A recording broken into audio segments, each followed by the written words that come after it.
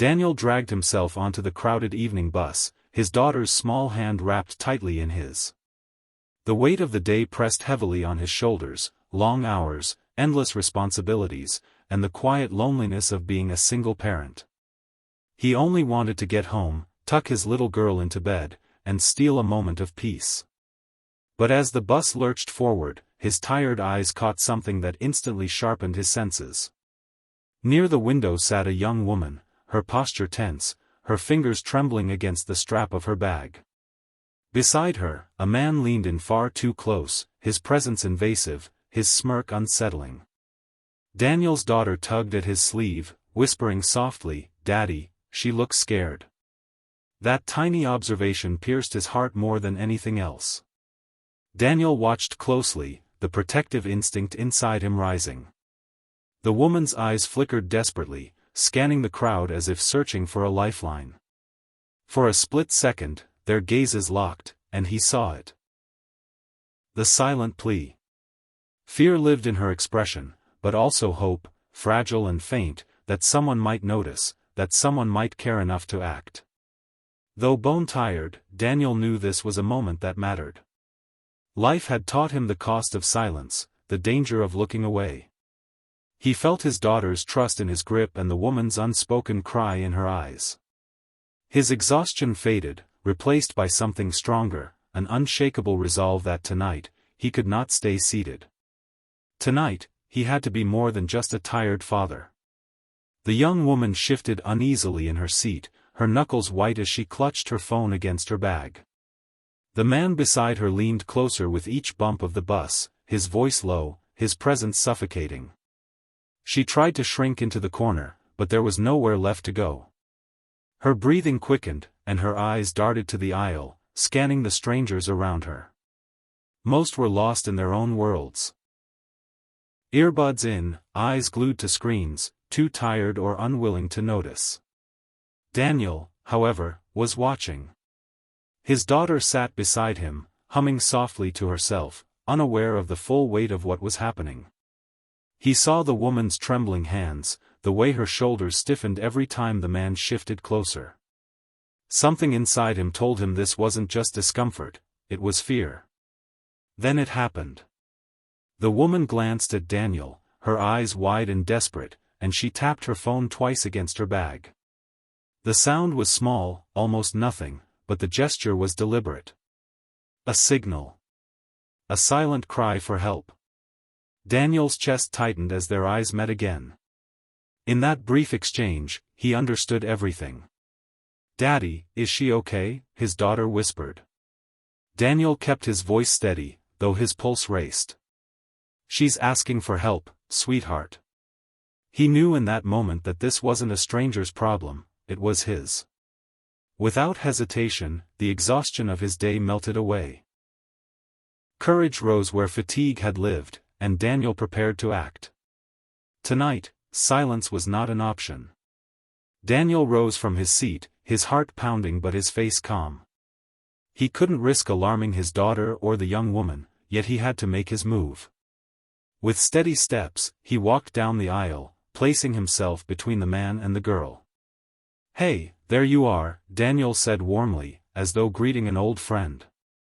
His voice carried the weight of familiarity, his smile masking the urgency beneath. He reached out his hand to her, gently but firmly, like a lifeline being offered. For a moment, the young woman froze, then she caught on. Her trembling hand slid into his, and she let him pull her to her feet. The man beside her straightened, scowling. "You know her?" he muttered, irritation lacing his tone. Daniel didn't flinch. "Of course," he replied evenly, placing a protective arm around her shoulders. "She's with me." The air on the bus grew thick, passengers shifting uncomfortably, some finally noticing what had been happening. The man's glare burned, but Daniel stood his ground, his broad frame shielding the young woman completely. His daughter's wide eyes peeked over the seat, watching her father with a mix of fear and admiration. The bus jolted to a stop, and Daniel guided the woman toward the door. The man didn't follow, his bravado cracked under the weight of a father's protective resolve. As they stepped off the bus into the cool night air, the young woman let out a shaky breath. For the first time that evening, she felt safe. The moment her feet touched the pavement, the young woman broke down. Tears streamed down her face as she clutched her bag to her chest, her whole body trembling from the release of fear she had been holding in. Daniel steadied her with a gentle hand on her shoulder, his presence calm and reassuring. His daughter, sensing the heaviness of the moment, quietly reached into her tiny backpack and pulled out a crumpled tissue, holding it out with shy kindness. The woman accepted it with a watery smile, her voice cracking. "Thank you.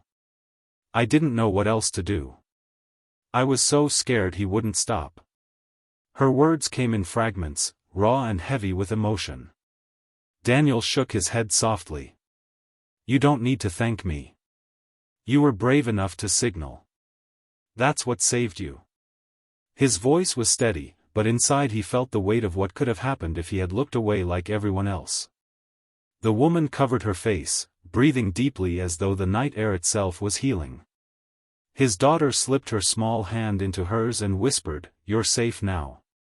That simple phrase, spoken by a child, seemed to pierce the darkness more than anything else. For a moment, the three of them stood together under the dim glow of the streetlight.